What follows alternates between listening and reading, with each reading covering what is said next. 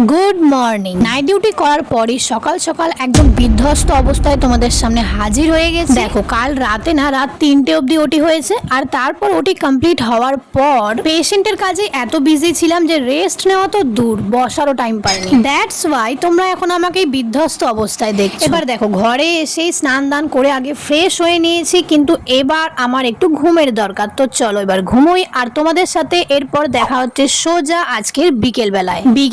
আজকে ডিউটি যেতে যেতে আমি শুধু আজকে আকাশের সৌন্দর্যটা দেখছিলাম। জানি না অন ক্যামেরায় তোমরা কতটা কি বুঝতে পারছো, কিন্তু সত্যি বলছি খুব সুন্দর লাগছিল। আর আকাশের সৌন্দর্য থেকে মনে পড়লো যে দুদিন আগে আমি একটা নেচারের ক্লিপস নিয়েছিলাম, তাও আবার আমাদের বাড়ির ছাদ থেকে। চলো তোমাদেরকে সেটা দেখাই। এমনিতে তো আমি নেচার লাভার পার্সন, তার উপর যদি এত সুন্দর ওয়েদার হয় আর এত সুন্দর ভিউ হয় নিজের বাড়ির ছাদ থেকে, তাহলে তার কোনো কথাই নেই। মনে হচ্ছে বাড়িটা কমপ্লিট হওয়ার পর আমি বেশিরভাগ সময় এই ছাদেই কাটাবো। বাই দ্য ওয়ে, নর্মালি সবার বাড়ি ঘর দুয়ার হলে সবাই খুব এক্সাইটেড থাকে। অ্যাজ ইউজুয়ালি আমি বাবা মাও খুব এক্সাইটেড ছিলাম, তাই বাড়ির প্রত্যেকটা কাজে আমরা সবাই মিলে ডিসাইড করছিলাম যে কোনটা কোথায় করলে ভালো লাগবে, কোনটা না করলে ভালো লাগবে না।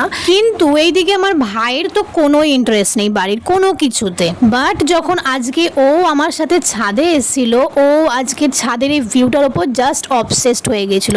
তো গাইস, আজকে আমি আর আমার ভাই আমাদের ছাদে ঘুরতে এসেছি, আর ছাদ ঢালাই হওয়ার পর আজকে আমার ভাই ফার্স্ট টাইম ছাদে ঘুরতে এসে, তো সেকেন্ড টাইম।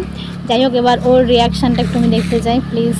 মানে ও যখন থেকে এসছে শুধু ফোন নিয়ে ভিডিও ফটোই তুলে যাচ্ছে এত সুন্দর একটা ভিউ দেখে। আমি আর আমার বাবা মা বাড়ি নিয়ে এতটা এক্সাইটেড যে আমরা প্রত্যেক দিন একবার করে ঘুরতে আসি বাড়িতে, কিন্তু আমার ভাই এদিকে কখনোই আসে না। তাই আমাদের মনে হতো যে আমার ভাই হয়তো আমাদের থেকে একটু কম এক্সাইটেড, বাট আজকে দেখে মনে হচ্ছে ফাইনালি যে না, ও এক্সাইটেড। চলো এবার আজকের ভ্লগের টপিকে আবার ফিরে আসা যাক।